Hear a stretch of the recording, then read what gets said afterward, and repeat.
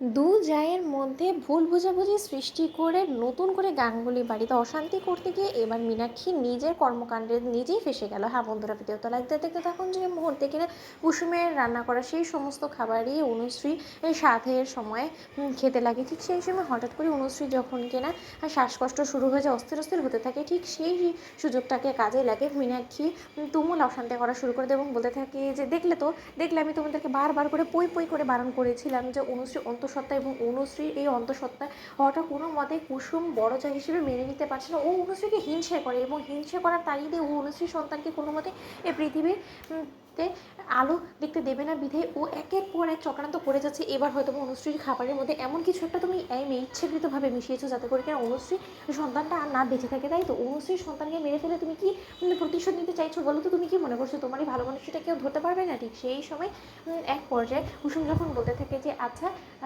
ছোটো কাকিমণি, আপনি আমাকে একটা কথা বলুন তো, যে এই কথাটা আপনাকে কে বললো যে অনুশ্রীর এই শ্বাসকষ্ট হওয়াটা এই খাবারে থেকেই হয়েছে? কারণ আমি খাবার রান্না করেছি সেটা আমি বেশ ভালো করে বুঝতে পারলাম, কিন্তু অনুশ্রীকে একবারও বলেছে নাকি অনুশ্রীকে ডক্টর দেখানো হয়েছে যে ডক্টর বলেছে ওর খাবারের কারণে এই অসুস্থতা দেখা দিয়েছে বলুন তো? ঠিক সেই সময় এই কথা বলা মাত্র ইন্দ্রাণী গাঙ্গুলি যখন বলতে থাকে যে তুমি দেখতে পাচ্ছ না যে অনুশ্রীর কী পরিমাণে কষ্ট হচ্ছে?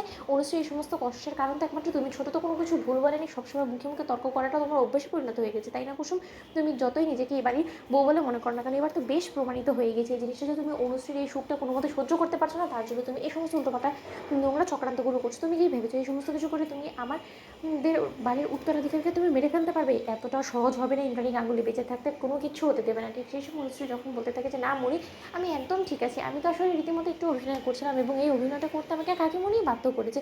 ঠিক সেই সময় ইন্দ্রাণী গাঙ্গুলি যখন বলতে থাকে যে কী ব্যাপার অনুশ্রী, তুমি তো একদম ঠিকঠাক আছো, তাহলে তুমি এক্ষুনি যেটা করলে সেটা কী ছিল? ঠিক সেই সময় ইন্দ্রাণী গাঙ্গুলি অনুশ্রী যখন বলে থাকে যে মনি, এটা রীতিমতো আমার একটা অভিনয় ছিল যেটা কিনা আমাকে কুসুম করতে বলেছিল। তারও একটা কারণ আছে, কারণ আমার সন্তানের ক্ষতি করার জন্য আমার বড় যা নয় এর পেছনে রয়েছে আমার কাকি শাশুড়ি, এবং আমার কাকি শাশুড়ি কোনো মতেই চায় না যে এই বাড়িতে কোনো মতে এই বাড়ির উত্তরাধিকারী আসুক, এবং তার জন্য সে আমার উদ্দেশ্যে কুসুমে রান্না করা সেই সমস্ত স্বাদের খাবারের মধ্যে সে বিষ মিশিয়ে দিয়ে এসেছিলো, এবং যাতে সেটার জন্য দায় গিয়ে পড়ে কুসুমের উপরে, এবং কুসুমকে জব্দ করতে যেয়ে সে রীতিমতো আমার সন্তানের দিকে হাত বাড়িয়েছে। এবং সেই সময় দীপালি পিসি ভাগ্যবশত সেখানে গিয়ে উপস্থিত ছিল এবং সেই সমস্ত কিছু সে ভিডিওর মাধ্যমে ধারণ করে ফেলে, এবং সেই সমস্ত কিছু আমাকে দেখানো মাত্রই আমি সতর্ক হয়ে যাই, এবং এখন যে খাবারগুলো তুমি দেখতে পাচ্ছ সেই সমস্তটা কুসুম আবার ফের রান্না করেছে এবং তার পরবর্তীতেও আমাকে দিয়েছে। ওর সৎ জ্ঞানে থাকতে ওর শেষ নিঃশ্বাস পর্যন্ত ও সবসময় আমার সন্তানকে এবং আমাকে রক্ষা করে যাবে, এবং আমি সেটা আমার দীর্ঘ বিশ্বাস। কি কাকিমণি, নিশ্চয়ই তোমার বিশ্বাস হচ্ছে না?